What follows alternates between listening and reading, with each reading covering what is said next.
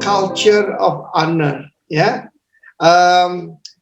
Bagi saya, kalau kita ya sekedar kumpul-kumpul untuk merayakan musim semi yang baru, itu tidak ada hubungan dengan yaitu agama yang lain atau apapun.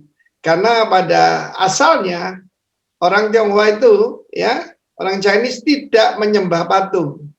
Kalau Anda pergi ke kota terlarang di Beijing, ada the Temple of Heaven, ya.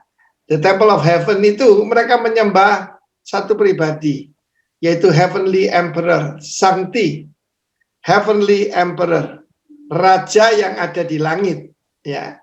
Dan kita bisa belajar daripada mereka beberapa hal yang baik sekali.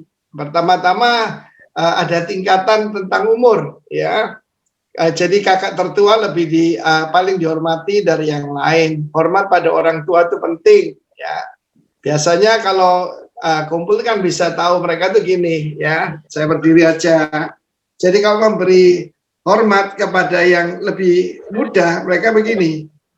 Yang umurnya sama, yang lebih tua, lebih senior, dan kalau begini kepada Tuhan. Jadi saudara silakan memberi salam satu sama yang lain, ya. Orang Chinese itu jangan lupa ya, firman Tuhan ini Israel itu ada di Asia, saudara. Jadi jangan belajar dari Amerika.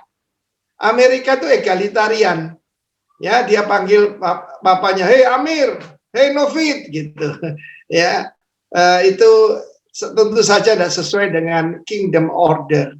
Kita punya kebudayaan harus lebih tinggi dari orang Jepang, daripada orang Tionghoa, dari orang Jawa yang punya budaya tinggi. Kita punya lebih tinggi dari mereka, ya kan? Coba kasih salam satu sama yang lain sih.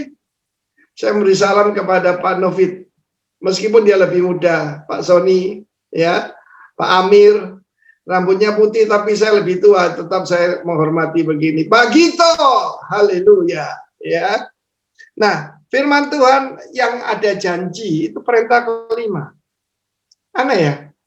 Yang lain itu tidak ada janjinya. Memang ada ya, kalau orang menyembah Tuhan dengan benar itu diberkati 1000 keturunan. Tetapi kalau menyembah berhala dihukum 3-4 keturunan. Mengerikan sekali. Saya tahu tuh kutuk itu ada. Tapi aneh ya, justru yang perintah kelima ini disertai dengan janji. Ada rewardnya. Hormatilah ayahmu dan ibumu, supaya apa? Lanjut umurmu di tanah yang diberikan Tuhan Allahmu kepadamu. Di dalam hidup saya dididik, ya orang tua saya kan dulu belum Kristen. Mereka didik secara Konfusius. Tapi Konfusius itu paling sedikit mengajarkan hormat sama orang tua dan sesama. Paling sedikit mengajarkan itu, saudara. Dan perintah ini ajaib sekali. Ini saya berikan Anda kuncinya. Kuncinya itu ada perkataan hormat itu tadi. Ya. Jadi kalau orang tunduk seperti anak buah kepada komandan atau kepada bos, itu tunduk, itu paling rendah. Lalu ada taat. Tinggi, hormat. Apa yang lebih tinggi? Sembah. Ikuti saya, tunduk. Katakan tunduk. Taat. Hormat. Sembah. Jadi ada beberapa ukuran, dan di sini perkataannya adalah honor, menghormati. Ya, bahasa Inggris pakai you, kalau Amerika tanpa you, tapi honor artinya hormat. Kita lihat sekarang apa yang dikatakan Efesus pasal 6, itu slide nomor kita lihat dulu Maliaki 1 ayat nomor 30. Seorang anak menghormati bapaknya, dan seorang hamba menghormati tuannya. Ini dikatakan oleh Tuhan sendiri. Kepada siapa?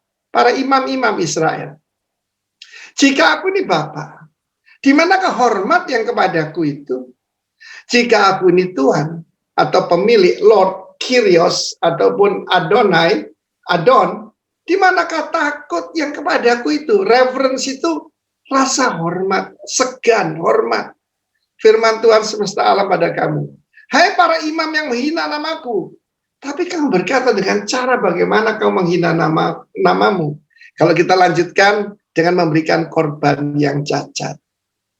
Korban yang benar itu yang terbaik, ya kan? Nah, mari kita lihat sekarang Efesus 6 ayat 1. Hai anak-anak, taatilah orang tuamu di dalam Tuhan. Because for this is right. Right itu benar. Bukan good, tapi right. Honor your father and mother, which is the first commandment with promise. Ada rewardnya. Ayat selanjutnya berkata, supaya baik keadaanmu, supaya kamu berbahagia. It may be well with you. Dan panjang umurmu di bumi. Ya? Dan kepada bapak-bapak juga diperingatkan, jangan bangkitkan amarah dalam hati anak-anakmu, tapi didiklah mereka dalam ajaran dan nasihat Tuhan. Sebentar, mari kita lihat rumah kita masing-masing. Adakah budaya hormatku di rumah kita? Hari-hari ini, anak-anak kita sebagai bangsa Indonesia itu punya budaya hormat. Tapi sekarang mulai hilang. Bahkan di beberapa daerah itu agak parah. Ya, ketularan anak-anak Jakarta. Kebanyakan kita kalau banyak anak-anak manggil orang tuanya apa? Bokap, nyokap. Kalau orang tua, bonyok. Aduh, nggak enak kan saudara? Tapi yang lebih berat itu di Manado.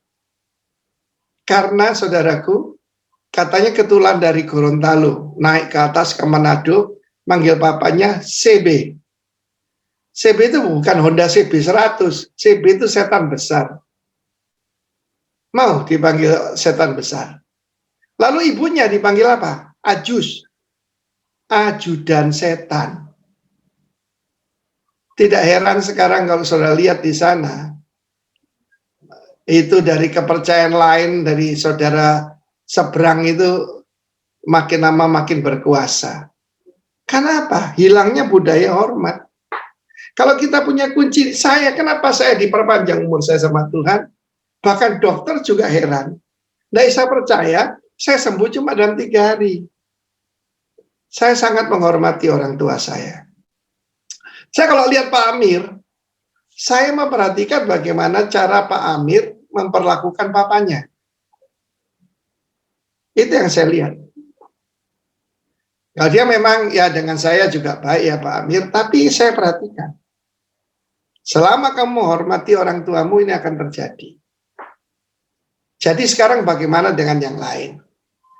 Kebanyakan orang tuh hormat sama orang tuanya selama papanya punya kedudukan, punya penghasilan besar, orang hebat, gampang. Tapi ketika udah tua, pensiun, dan mungkin melakukan kesalahan, firman Tuhan berkata, tetap hormati. Titik. For this is right. Jadi bagi kalian yang hari ini tanya, kenapa saya tidak berbahagia? Dan saya sakit-sakitan. Karena melawan otoritas. Mari kita lanjutkan sebelum ada contoh yang luar biasa dari kehidupan seorang hamba Tuhan, yaitu Nabi Musa. Saya mengajak kita melihat Matius pasal 10 ayat 40. Cara menerima reward. Barang siapa menyambut kamu, kita ini loh, yang biasa-biasa ini. Ia menyambut aku, menyambut Yesus. Dan barang siapa menyambut aku, dia menyambut dia yang mengutus aku. Perkataan menyambut saya ganti hormat. Barang siapa menghormati kamu, ia menghormati aku. Dan barang siapa menghormati Kristus, ia menghormati dia yang mengutus aku. Satu hari ada seorang teman, dan dia berdoa kepada Tuhan sok kenal gitu.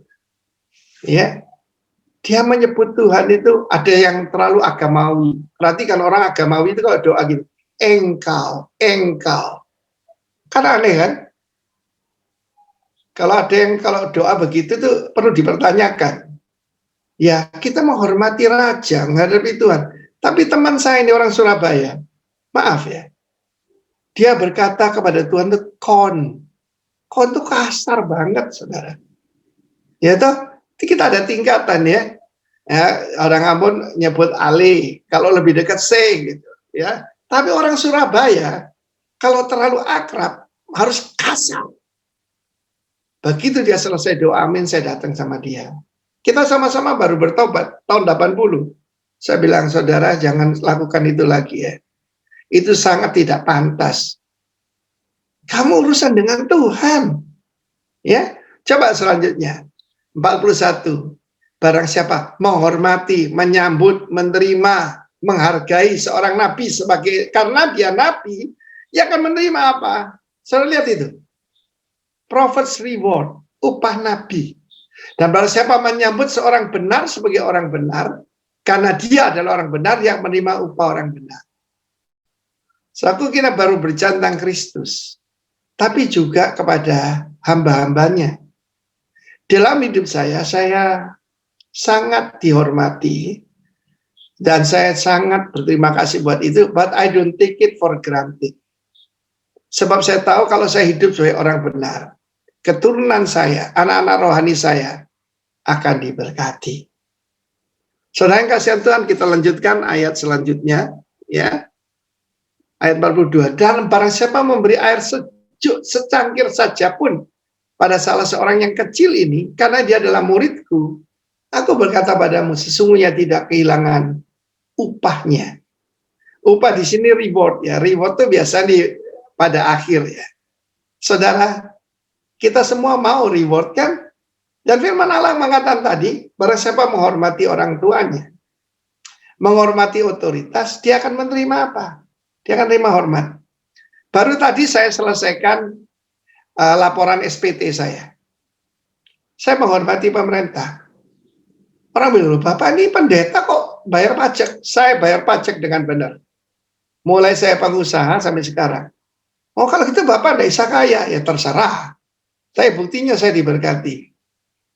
Kalian perlu tahu, sampai hari ini 339 hari saya dikirim makanan setiap hari.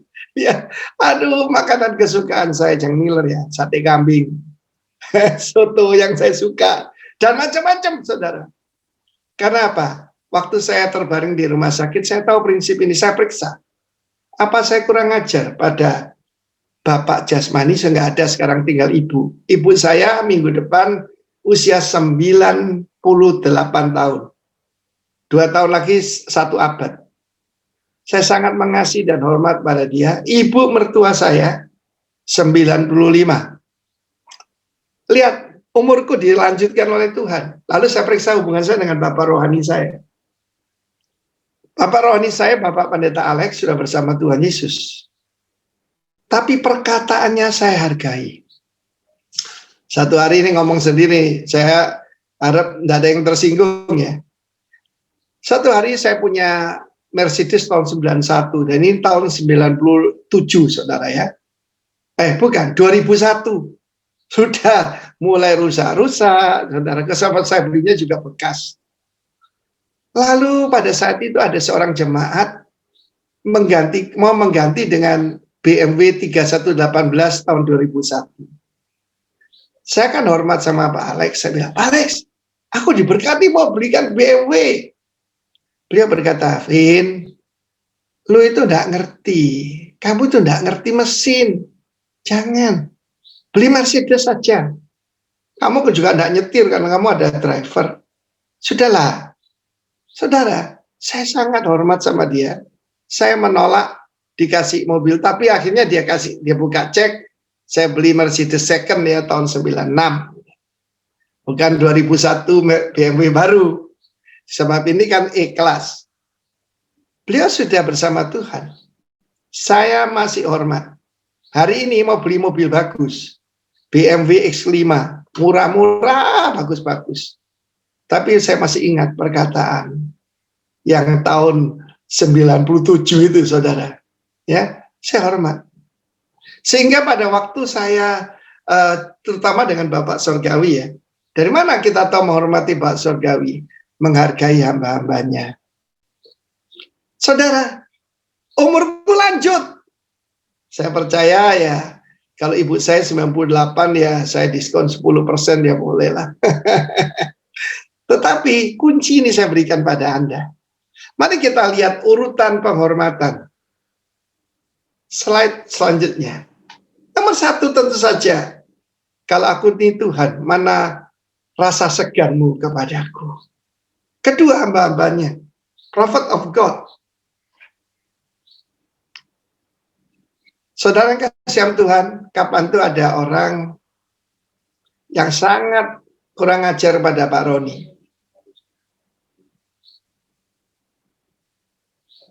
Dan saya biarkan mereka keluar dari kelompok kita. Saya bicara ini di Mataram, tapi di Jakarta yang ngerti sendiri. Saya cuma mau tunduk sama Pak Arifin. Saya tidak mau dengan Pak Roni. Oke? Saya bilang tidak bisa. Sebab dia putra saya, dan saya percaya dia. Saudara, menghormati. Oh, dia kan masih muda, dia ini gini gitu, saudara. Demikian juga pernah kejadian di Makassar, saudara. Saudara tahu, di kelompok kita ini tidak ada perbedaan suku, tingkat sosial, dan sebagainya. Yang penting dia orang benar atau tidak.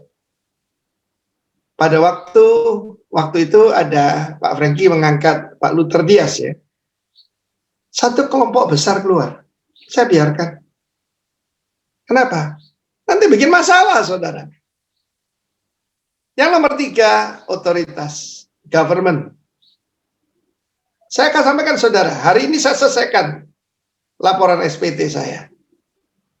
Pajak penghasilan. Karena apa? Itu tunduk pada otoritas.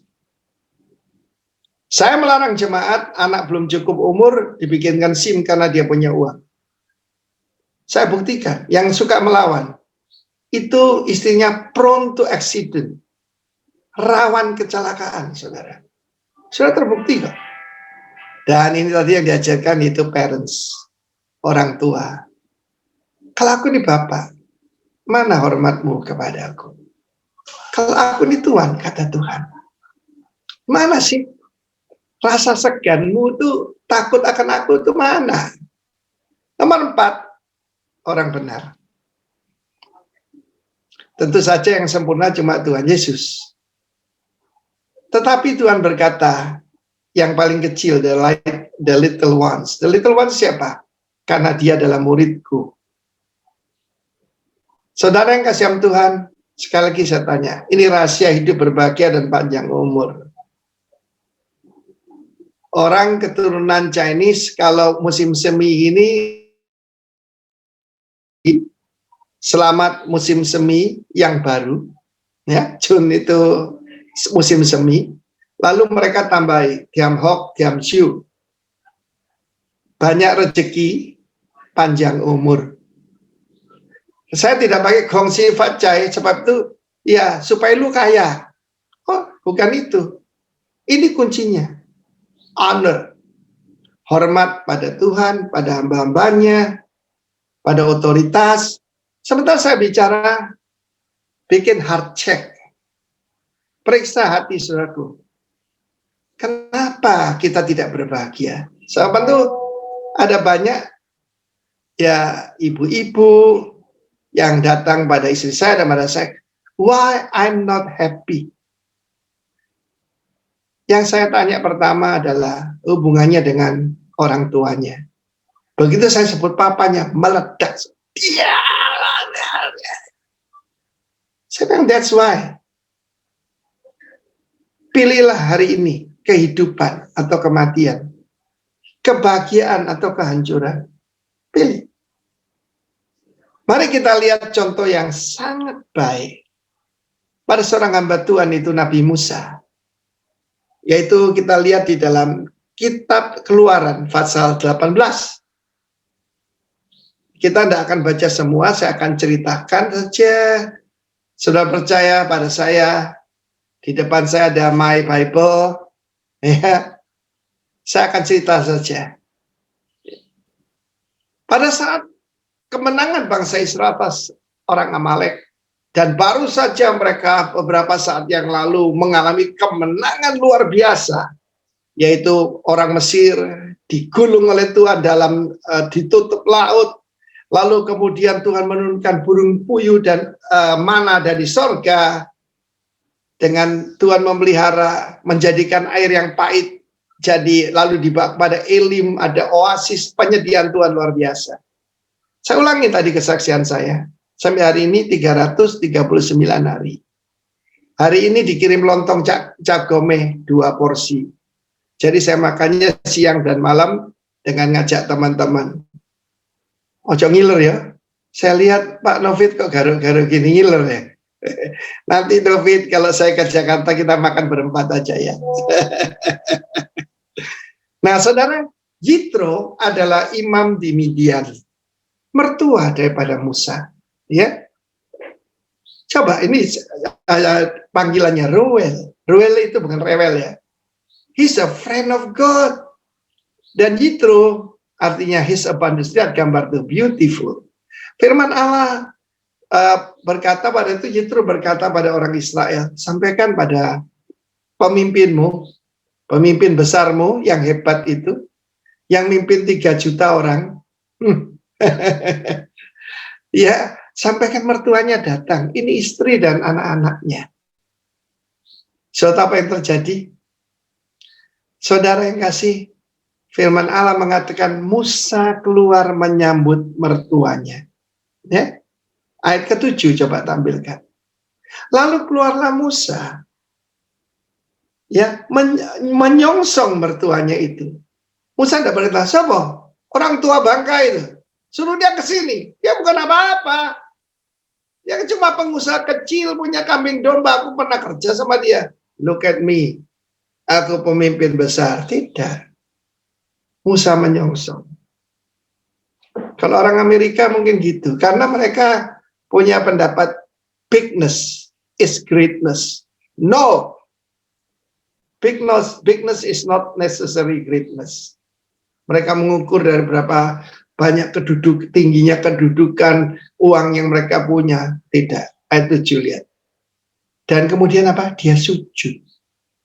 Bow down. Biasa saudaraku, ya. Wah, upacara saja kalau menikah datang hormat sama orang tua, berlutut di situ. Saudara, dia bukan pai, dia pai kui. Kenapa orang Chinese kalau dituangkan teh itu mengetuk 3 kali, itu mewakili dirinya. Coba semua begini. Bukan pai, pai kui. Dan mencium dia. Dan saling menanyakan keadaannya.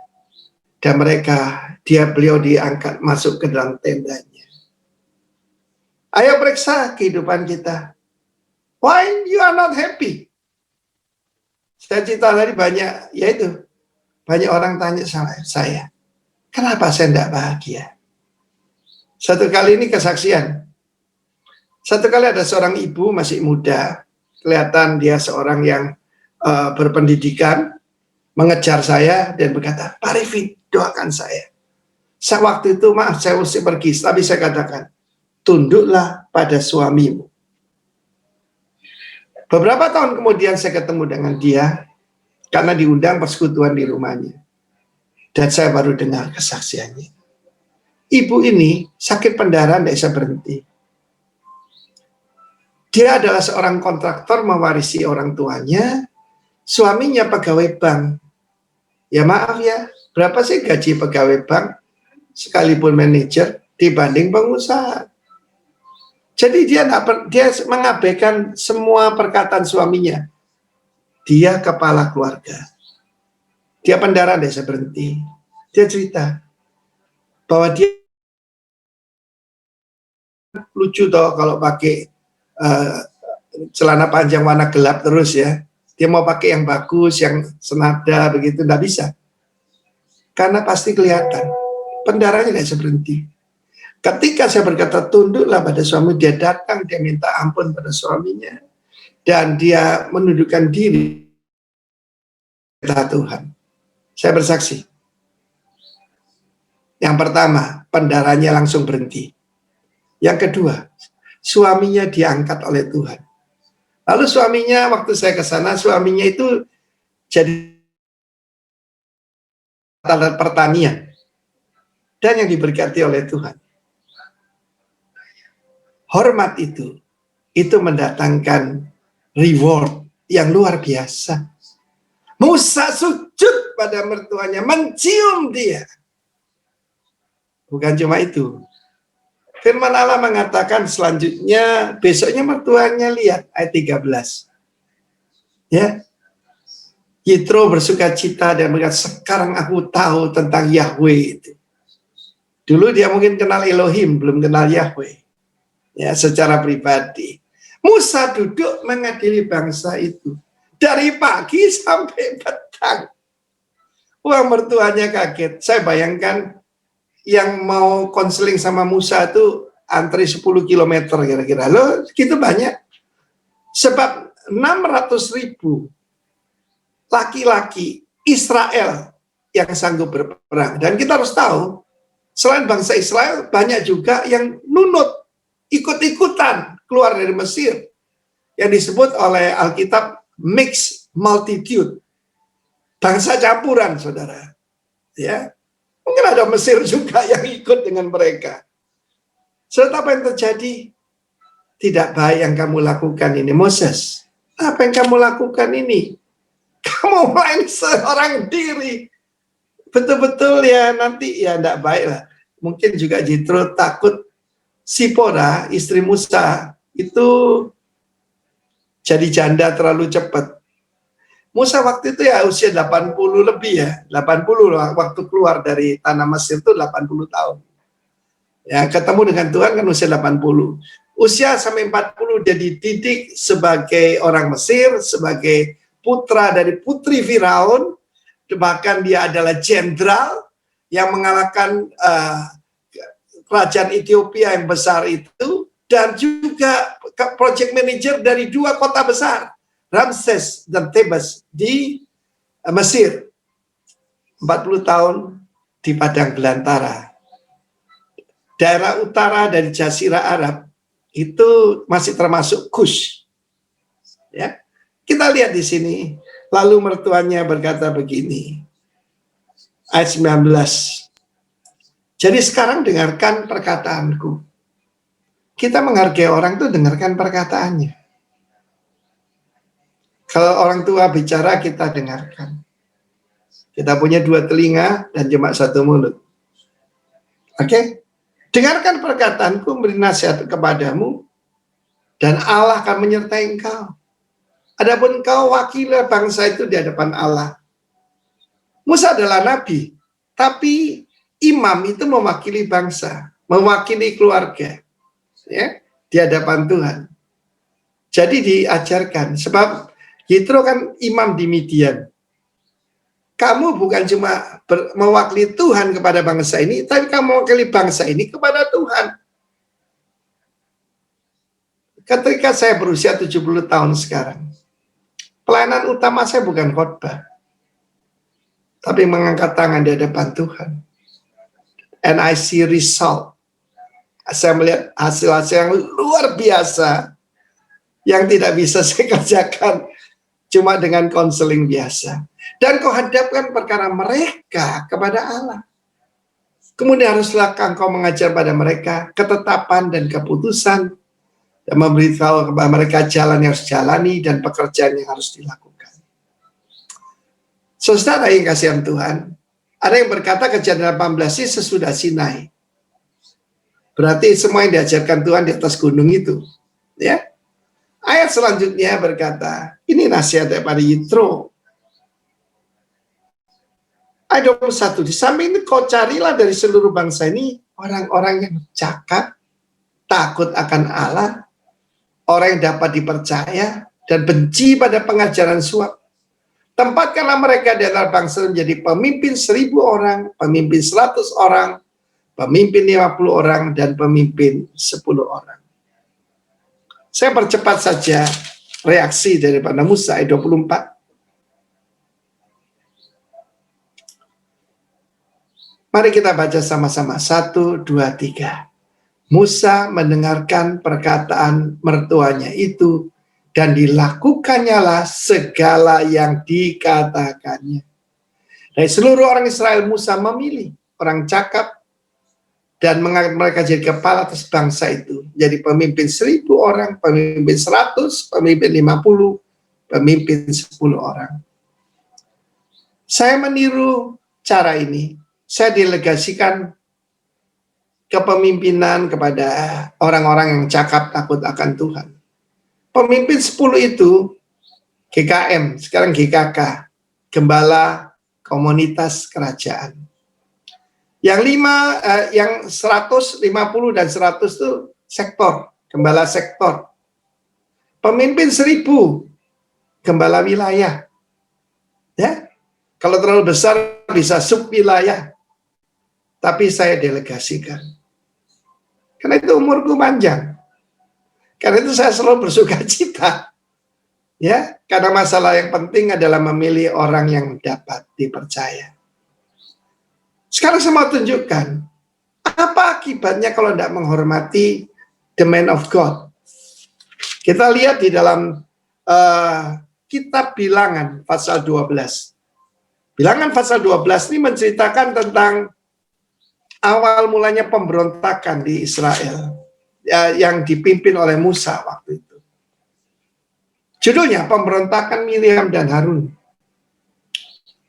Kemudian Miriam setelah Harun mengatai Musa berkenaan dengan perempuan Kus yang diambilnya, sebab ia memang telah mengambil seorang perempuan Kus.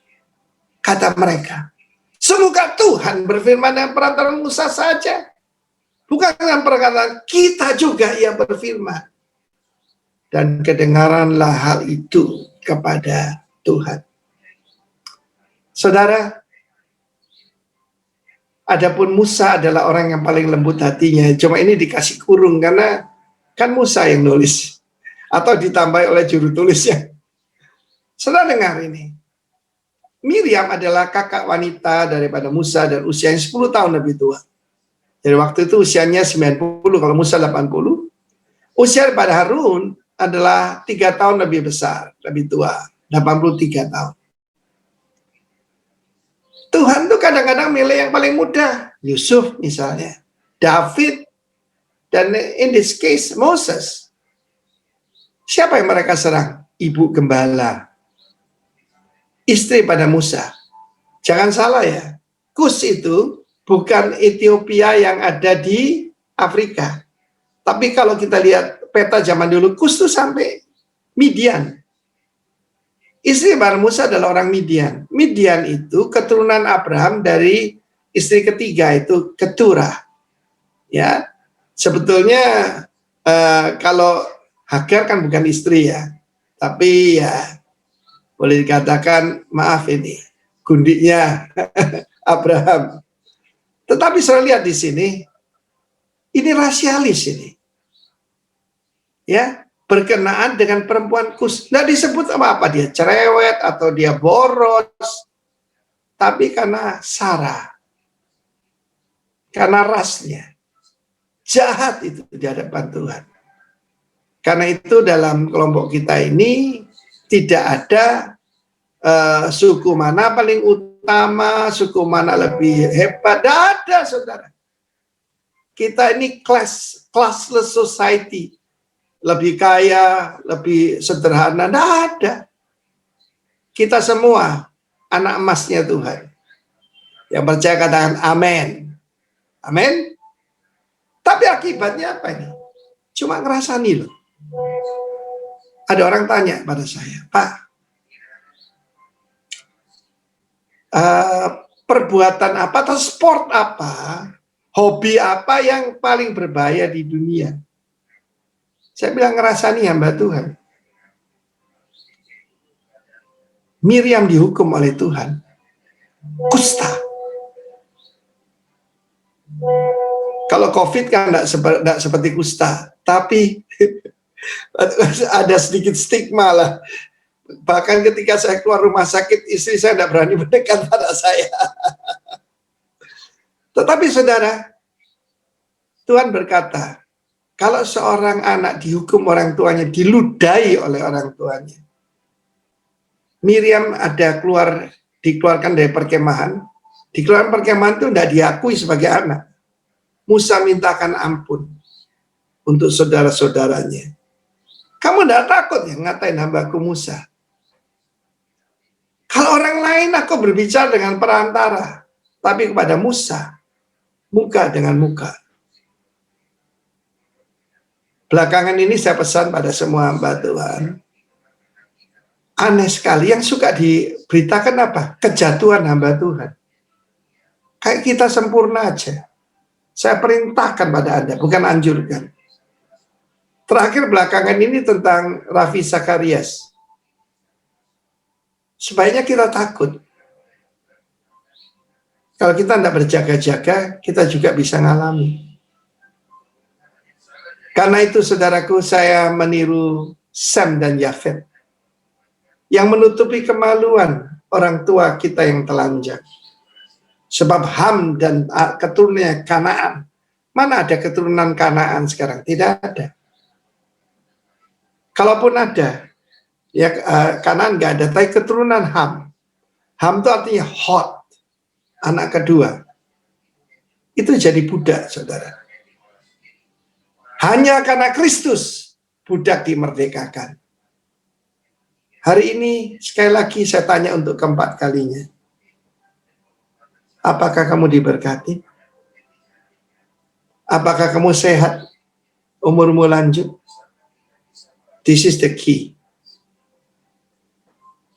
Tuhan nomor satu, kedua hamba Tuhan, lalu kemudian otoritas, pemerintah, orang tua, dalam hal ini istri pada suami, anak kepada orang tua, dan semua murid Tuhan. Kita akan menerima prophet's reward.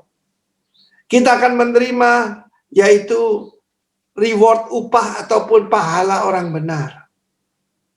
Saya titip ini kepada Anda hari ini. The culture of honor. Kita belajar dari Kristus, rendah hatinya luar biasa. Dia mencuci kaki. Itu dia menempatkan diri sebagai yang paling muda dan budak. Mari kita saling menghormati dan menghargai satu sama lain. Kapan tuh saya peringatkan tuh, kita sesama bangsa Indonesia, janganlah pakai nama kadrun, ya, panggil loh, benar saudara, itu merendahkan tuh tidak baik.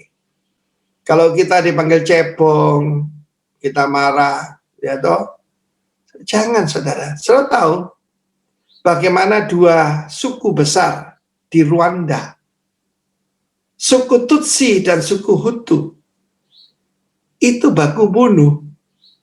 Yang mati berapa? 2 juta orang. Karena suku Tutsi dipanggil kecoa. Kan sama. Kalau kita manggil hal-hal semacam itu, jangan. Honor everybody. Hormati semua orang. Mari kita belajar, yaitu belajar menundukkan diri, dan kita akan dihormati kita akan mengalami. Kita menabur hormat, kita menuai hormat. Kita menabur respect, kita menuai respect. Mari kita pertahankan itu, apalagi kita warga kerajaan. Warga kerajaan punya budaya yang jauh lebih tinggi. Karena itu, ini yang saya mau sampaikan, dan silakan Pak Novit dan para pemimpin, Gito dan yang lain bisa melanjutkan. Tetapi lihat hidup saya. I'm blessed and I have long life. Dan Tuhan janji a fulfilled life.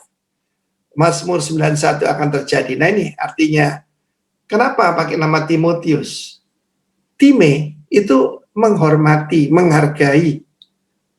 And Timos itu artinya sesuatu yang sangat berharga, yang sangat ditinggikan. Timoteus artinya menghormati Tuhan. Kenapa saya pilih nama itu? Karena dulu saya tidak menghormati Tuhan, tidak menghargai orang lain.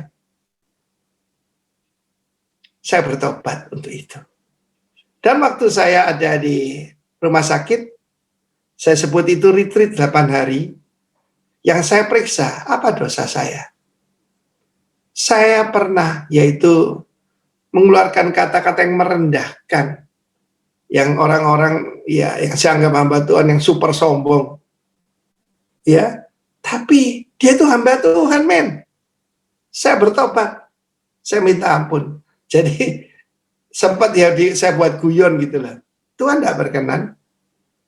Dan ketika saya meminta ampun pada Tuhan, saya merasa diri lebih baik. Saya merasa dia tidak seperti saya. Aku ini Farisi, Tuhan, ampuni saya. Saya disembuhkan hari ketiga. Saya ngalami berkat ini. Dan sekarang saya ngalami promosi demi promosi daripada Tuhan. Puji nama Tuhan. Besok lusa, Pangdam Udayana, Mayor Jenderal Komarudin, sekarang Wakil Ketua BNPB, minta khotbah di tempat kita. Loh, betul saudaraku. Dia sangat menghargai kita, beliau datang sendiri. Ya, Pak Arifin tidak usah keluar biaya apa-apa, pokoknya saya datang, saya kangen aja. Sebab waktu beliau jadi Pangdam di sini, dia duduk paling belakang. Ya, orangnya sederhana sekali. Dan dia enggak menunjukkan dia tuh jenderal. Enggak. Nah, kita akan reuni luar biasa. Nah itu lihat. Dia mengerti apa artinya honor kepada hamba Tuhan. Secara pangkat siapa kita ini? Sebab dia mengerti ini. Siapa menerima, menghormati man of God, dia akan terima man of God's reward. Kiranya Anda mendengar dan melakukan firman Tuhan ini. Berbahagialah engkau dan lanjut umurmu di bumi. God bless you. Amin. Biar saya berdoa sekarang ya. Bapak yang mulia, Engkau menyuruh kami membangun masyarakat ini di Jakarta. Dan melalui satelit Belagio, Tuhan, ada banyak pemimpin-pemimpin yang pasti akan menyenangkan hatimu ya Tuhan. Hamba mohon Tuhan, ajar mereka hormat kepada Engkau, pada hamba-hambamu, pada orang tua mereka, istri pada suami, suami kepada pemimpin rohani, yang mungkin secara apapun, secara manusia, kami tidak ukur manusia Tuhan. Kami mau menurut firman-Mu. Dan kami akan menerima prophet's reward. Kami akan menerima righteous man's reward. Dan kami akan diterima di kemah yang abadi.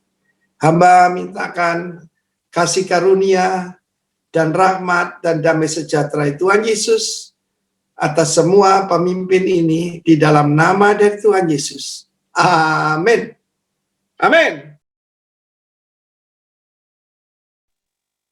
Haleluya, puji Tuhan. Terima kasih Pak Arifin yang firman Tuhannya begitu sangat memberkati. Saya percaya kita semua diberkati. Ya, dan kita betul-betul makan makanan rohani malam hari ini, dan kita juga mencek diri kita masing-masing, ya, apa yang terjadi dalam diri kita. Mungkin ada hal-hal yang memang ya mungkin kelihatannya sepele, tapi sebetulnya wow, ini yang luar biasa. Sebetulnya ya Tuhan bisa berurusan sama kita kalau kita nggak menghormati otoritas di atas kita. Nah, mungkin teman-teman kalau memangnya ada yang ingin membuat pertanyaan, silahkan boleh tulis di kolom chatting dan saya akan membacakan buat Pak Arifin supaya bisa mengajar kita lebih dalam lagi, karena masih ada waktu ya sampai jam 9 lewat sedikit, nanti kita masih bisa. Pak Arifin, ini udah ada yang masuk pertanyaannya. Pertanyaannya itu begini, saat ada pandangan orang tua yang tidak sesuai dengan firman Tuhan, namun dipaksakan kepada anak-anak untuk mengikuti, apa yang anak ini yang sudah tahu kebenaran ini harus lakukan, Pak Arifin? Apakah tetap harus tunduk, padahal ini nggak sesuai kebenaran firman Tuhan, atau bagaimana, Pak? Mungkin bisa dijelaskan. Ya, misalnya saja disuruh menikah dengan orang tidak seiman. Ya, dengan hormat, nggak usah kurang ajar, nggak usah apa. Ya kita tolak dengan hormat, ya kan? Disuruh misalnya membuat pembukuan ganda, disuruh misalnya yaitu membalas dendam, ya kita jawab dengan baik, bisa kan? Ya tentu saja menghormati sana bukan artinya mengikuti semua perintahnya yang tidak sesuai firman, ya kan? Tetapi nasihatnya, sebagai contoh, ini nasihat dari Pak Yitro ini. Ada pengkhotbah yang berkata, oh itu kan Yitro itu penyembah berhala. Oh bukan, dia imamnya Tuhan di Midian. Dan saya terapkan. Apa bukti bahwa ini hikmah daripada Tuhan? Hasilnya baik. Ketika terjadi Corona Akademi ini, gereja yang tidak berbentuk komsel habis, saudara. Iya kan? Yang berpusat kepada entertainment, oh amblas.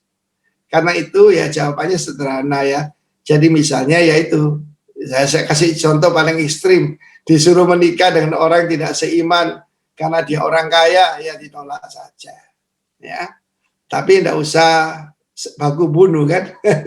Puji Tuhan. Oke, lanjut. Oke, terima kasih Pak buat arahannya. Lalu ada pertanyaan lagi. Ini, wow, ini kayaknya materi kali ini nih luar biasa ini, sehingga langsung banyak yang bertanya ini. Ya, pertanyaan berikutnya, bagi yang memiliki masalah dalam hubungan dengan orang tua atau hamba Tuhan, mungkin di masa yang lalu ya Pak, tapi orang tuanya atau hamba Tuhan itu sudah meninggal. Bagaimana caranya, apa yang harus dilakukan mungkin untuk rekonsiliasinya Pak? Ya, kita adalah makhluk yang di dalam kekekalan. Ya kita lepaskan pengampunan atau minta maaf sekalipun beliau sudah tidak ada. Ya, karena itu saya ada seorang anak rohani yang anak ini pandai, smart, tapi melawan pada bapaknya. Pada waktu ayahnya ada di ranjang dan pada saat penghabisan, saya paksa dia untuk datang pada orang tuanya. Dan apa yang terjadi? Langit terbuka buat dia. Saya bersaksi dalam nama Tuhan Yesus. Jadi penghormatan orang tua, otoritas ini harga mati. Ini budaya. Itu membedakan kita dengan bangsa-bangsa lain di dunia ini. Sekali lagi ya, jangan belajar dari Amerika. Ya, belajar dari firman Tuhan.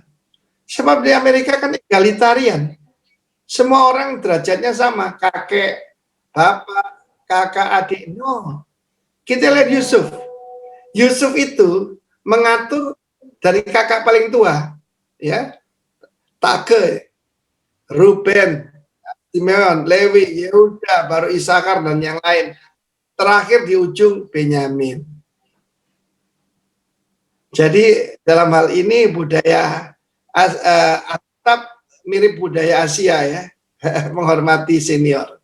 Tuhan memberkati. Wah, masih banyak pertanyaannya. Luar biasa. Ada beberapa ini Pak. Ya, silakan. Kayaknya menarik sekali ini. Silakan. Oke. Puji Tuhan, pertanyaan berikutnya. Banyak yang tersinggung dan bertobatlah. Oke. Dan berbahagialah. Oke. Amin. Ya. Oke, pertanyaan berikutnya, bagaimana dengan istri jika memiliki suami yang belum mengenal Tuhan? Suami melarang istri untuk melakukan kebenaran, misalnya dalam mengelola keuangan. Ya, gini ya. Jelas sekali bahwa istri mesti tunduk sama suami. Saya pernah berkata pada mereka, jelas sekali kalau suami belum bertobat, kan kepala keluarga yang diminta tanggung jawab. Ketika Hawa, waktu itu namanya masih perempuan, setelah jatuh baru kasih nama. Terlalu Adam ini. Dia memberi nama semua bidang, istrinya tidak dikasih nama. Istri saya kasih nama Sarah. Nah, maka Tuhan meminta, yaitu suami yang tanggung jawab. Ketika misalnya ada penghasilan suami, ya, penghasilan suami tidak boleh kasih persepuluhan misalnya. Karena dia bukan orang percaya atau orang yang belum sungguh-sungguh dalam Tuhan. Tapi misalnya istrinya punya penghasilan sendiri, tetap karena dia itu ada di bawah payung suaminya, dia harus minta izin. Ya, itu sebaiknya begitu. Ya, nggak bisa nih penghasilan gua. Oh, nggak bisa. Dua sudah jadi satu. Itu jawaban saya. Dan dengan mendudukkan diri, apa yang terjadi? Suaminya melihat. Suaminya melihat bagaimana istrinya diberkati oleh Tuhan, ya. Oke? Ada lagi? Masih ada ya? Masih ada dua lagi, Pak.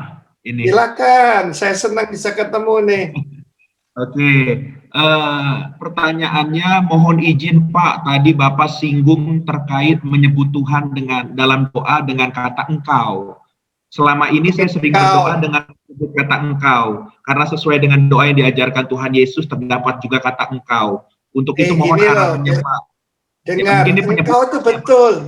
Yang aneh itu engkau.